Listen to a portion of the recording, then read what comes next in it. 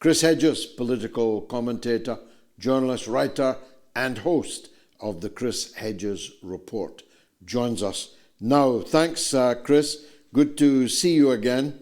Pretty momentous events around the Charlie Kirk affair.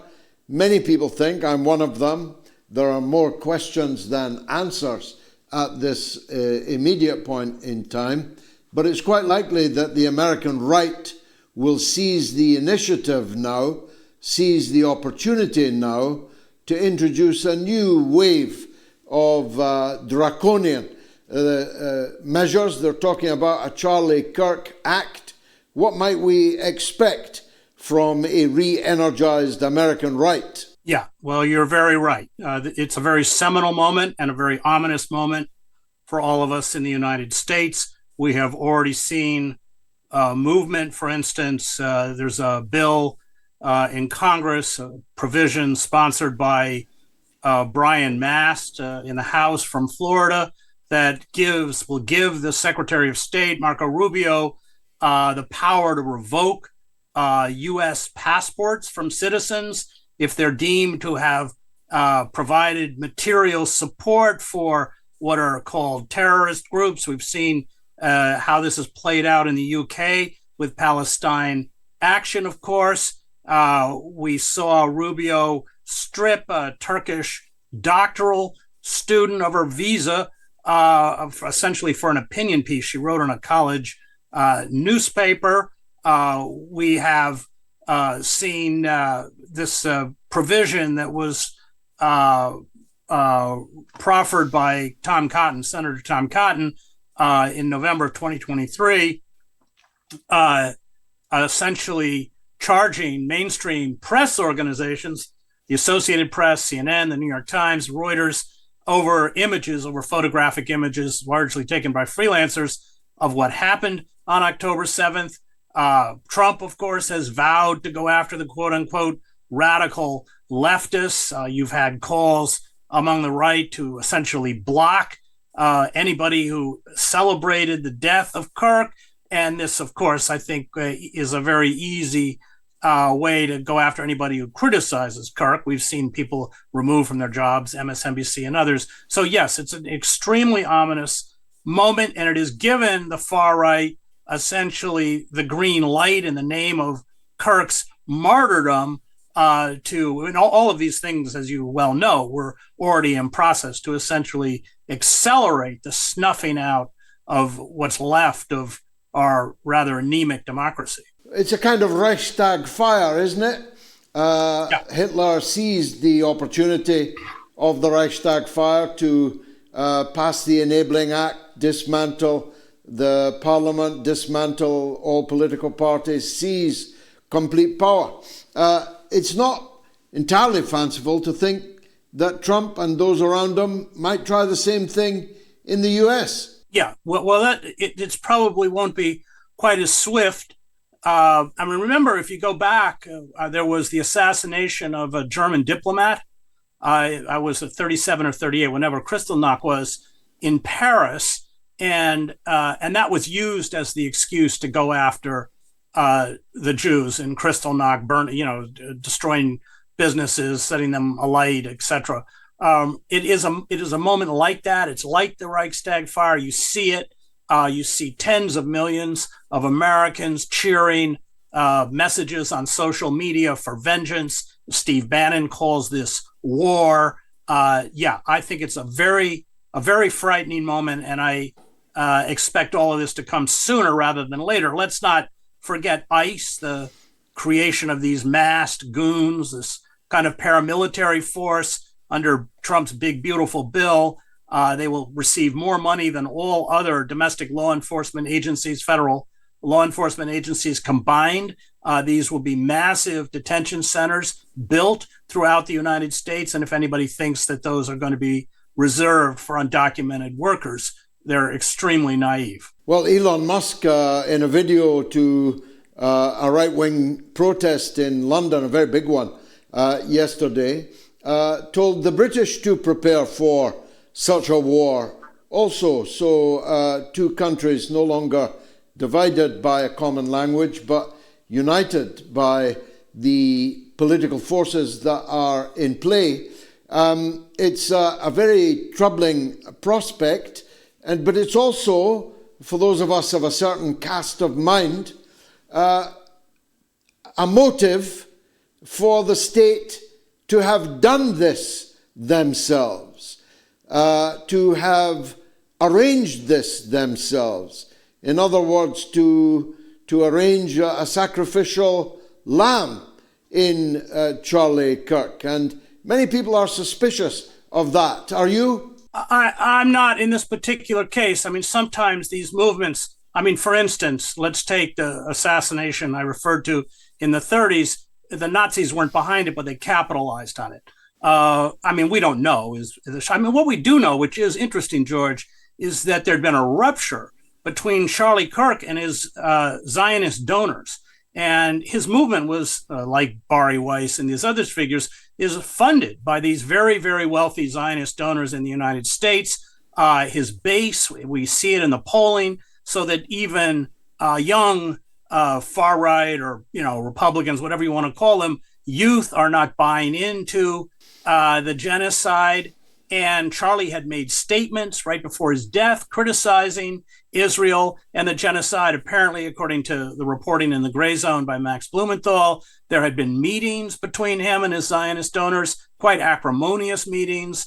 And then, of course, what you saw immediately was Netanyahu and the Zionists capitalizing on his death, essentially papering over. Apparently, Kirk had quite acrimonious contact or words with Netanyahu himself, who apparently issued threats against him and his movement if he didn't line up behind the Zionist project and the genocide. So there's that it will be weaponized is without question. It already is being weaponized, and it'll be weaponized on behalf of the Zionists. I mean, the Zionists have used anti-Semitism on college campuses and in the media as a kind of trope to essentially shut down all forms of dissent, and that's what we'll see here. So, I mean, that's the final irony, is that apparently Kirk had essentially broken with the Zionist movement at the time of his death. And will it work? Is there any countervailing force? Anyone going to stand up to this enabling act kind of atmosphere? No, the Democratic Party is utterly supine. I mean, it's a corpse in essence. You see it ever since Trump was elected. They have, been completely either acquiescent or surrendered in the face of this onslaught. I mean, their response is, to mount a legal suit, or, in the words of Chuck Schumer, the minority leader in the Senate, send a sternly worded letter. They have the power to shut down the government by not funding it. They've already given up on that. I think it's about 3 weeks. It comes up again. I don't think they'll do it. That's the problem. We've seen the universities surrender. Even the mainstream media has surrendered. CBS is about to appoint Bari Weiss, this fervent Zionist who spews all sorts of Islamophobic hate speech, as the head of the news division. It's kind of staggering. So the institutions that are tasked with protecting democracy have already become so corroded that at a moment of crisis, they'll, I fear, become largely ineffectual. And is there any shock to the system? I mean, I had to laugh, despite the seriousness of it, at the governor of Utah saying we had hoped that this would turn out to have been done by foreigners, or at least by minorities. But it turns out it was done by one of us. What's the shock to the system of that? Right, and let's be clear, he did that while standing next to the director of the FBI, Kash Patel, who's an Indian immigrant. That's a kind of open admission of the war on people of color, and in particular on immigrants, that has been embraced not only by the Trump administration, but wide sectors of the public, including, of course, Kirk. What's the shock to the system? The shock to the system is that one of their own got taken down. I think that certainly hit home, especially Trump, having survived 2 assassinations. attempts, and that has greenlighted. Well, what we're going to see is violence, and in particular vigilante violence, carried out against those who are demonized for Kirk's assassination. There's already a website up with thousands of names called, I think it's called kirksmurderers.com or something, with the pictures of these people. So I think these are clearly just target lists. I think what's coming is going to be very, very frightening. And we go back and look at the kind of chaos spawned by the Red Brigades in Italy or something. That's kind of what I fear we could see. Well, it's sure frightening me, Chris, as you describe it. Can we turn, using your expertise, former Middle East chief for the New York Times Pulitzer Prize winner, to the events in the area? There are new figures. I'm not sure I can believe them. They are so horrific. I just don't want to believe them. That 31% of the population of Gaza has been killed in 2 years. Whatever number it is, it's vastly higher than the figure that most people have got in their mind, and of course, almost unquantifiably bigger than the number of people killed on October 7th. Is this killing just going to go on and on until there's nobody left to kill? Yeah, or they're already building, in essence, large concentration camps patrolled by the IDF and these mercenaries in the so-called Gaza Humanitarian Foundation. Well, the numbers are clearly much higher. I mean, even the IDF now is saying 200,000. But I know just anecdotally, as probably you do, I worked in Gaza quite a bit, that colleagues and friends who we would hear from sporadically, we just don't hear from anymore. And then other friends and colleagues who have had whole family, members of their families wiped out, because when you take down an apartment building and they don't recover the bodies, these people don't end up in the morgues of the hospital, so they're not counted as dead. So there's no question that the numbers are exponentially higher, probably in the hundreds of thousands, without question. In terms of what Israel will do, Israel has made it very clear. They don't hide it. The goal is to remove the entire population of Gaza, ethnically cleanse Gaza, and then turn on the West Bank. They will continue with that goal unless there are outside forces that stop it, in particular, the United States. The United States, of course, is not going to stop it. I think Israel gets $3.8 billion a year in security assistance from the United States, but since October 2023, they've gotten $15 billion surplus. Of